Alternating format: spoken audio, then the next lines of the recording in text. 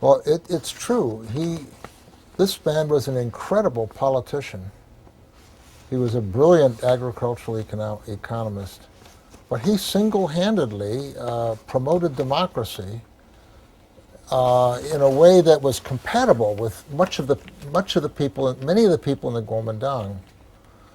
But there was only a small group that began to suspect that underneath this democracy of Lee Teng-Hui's, here was a real strong Taiwan nationalist who didn't care anything at all about the long-term relationship of Taiwan and China that would move towards some unification. So he single-handedly split the KMT, basically. And now the KMT is about to split again, probably, I suspect. But I can't prove it.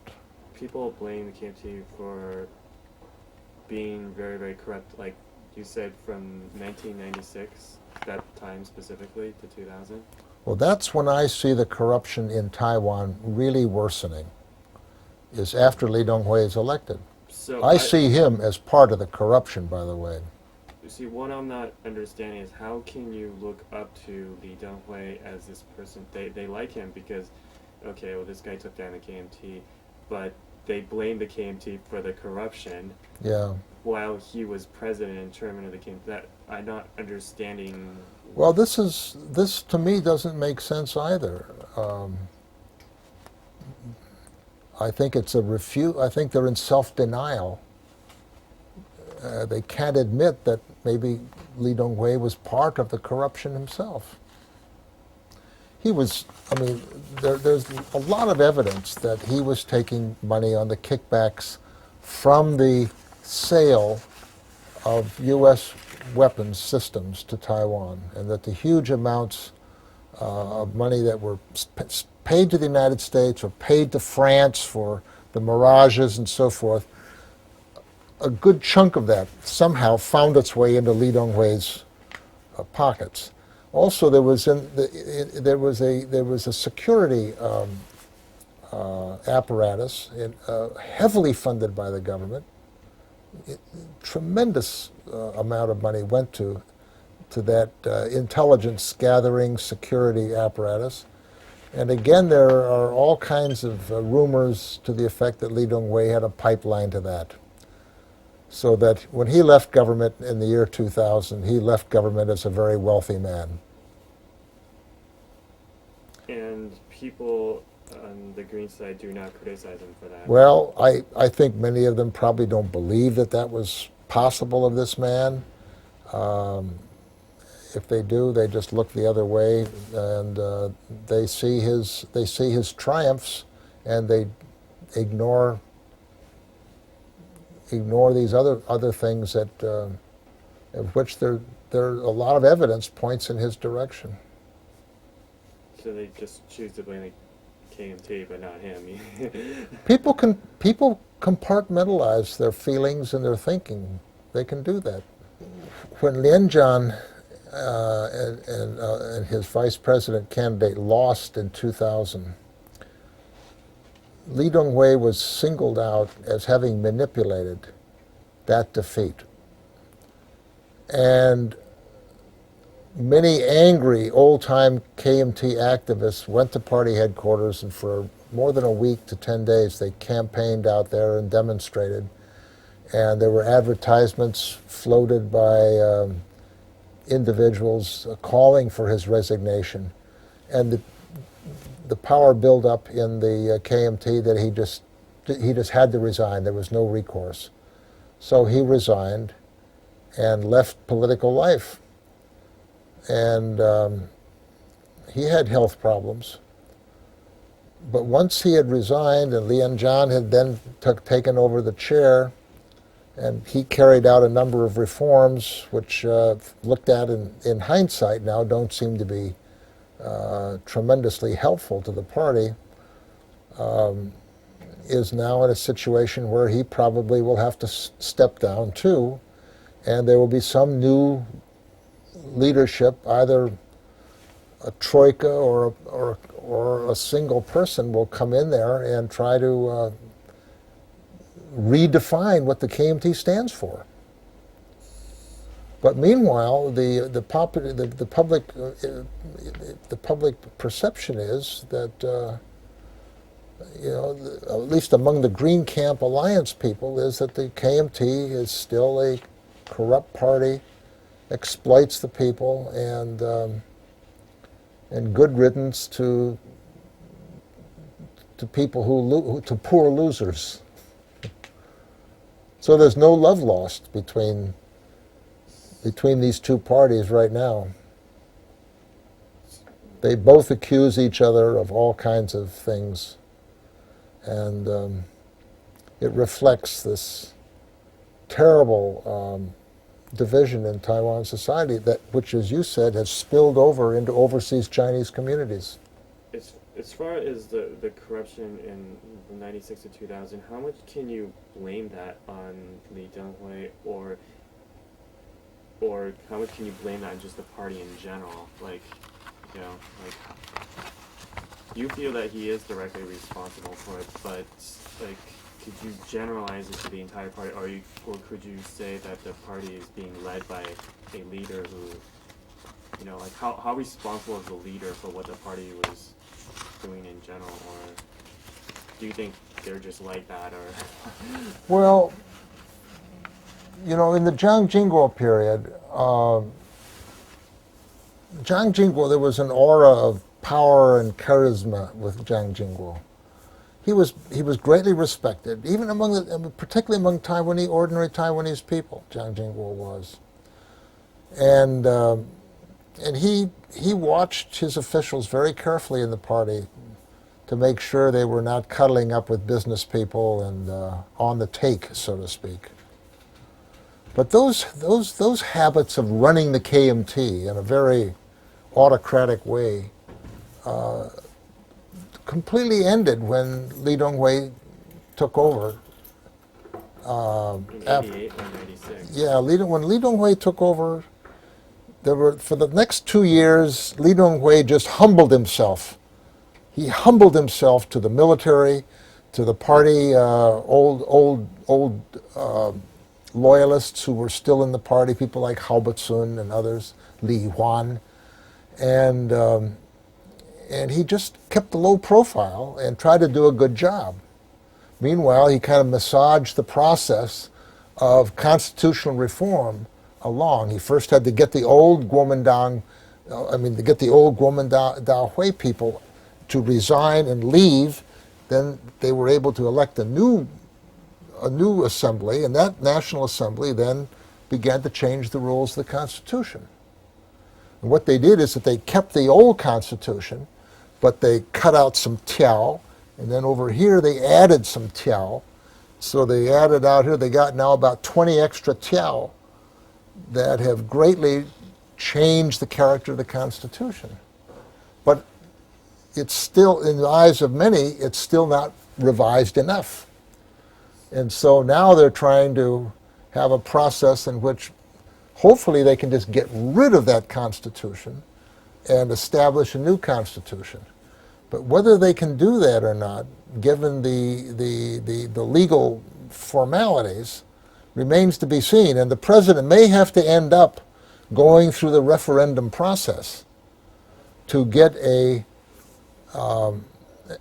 set of new rules in place where the Constitution can be completely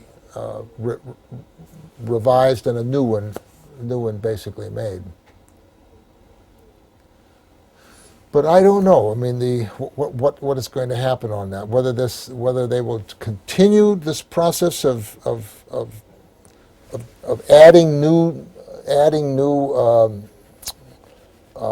what do you call it, articles to the Constitution, or fundamentally trying to just start from scratch over again. I don't think they can do that. The process may still be one of adding the new articles, but adding them in such a way that you can get rid of this particular yuan and that particular yuan and just have a parliament, a judiciary, and an executive branch. That's the way they would like to streamline the government now and make it a kind of a la American style structure. What about from 1988 to 1996? Much of the explanation is because he didn't have the power as chairman yet. It was only after being elected president that he really came onto his own as a powerful chairman of the KMT. Up until that time, he had to be very careful in making his demands and pushing his reforms of the Constitution. And it was getting harder and harder for him to do that between 1994 and 1995, when he began to take steps that many people in the KMT thought was pulling back from his process of trying to normalize relations with Communist China. That a large number of people believed that Lee Teng-Hui had manipulated the KMT in such a way that they lost.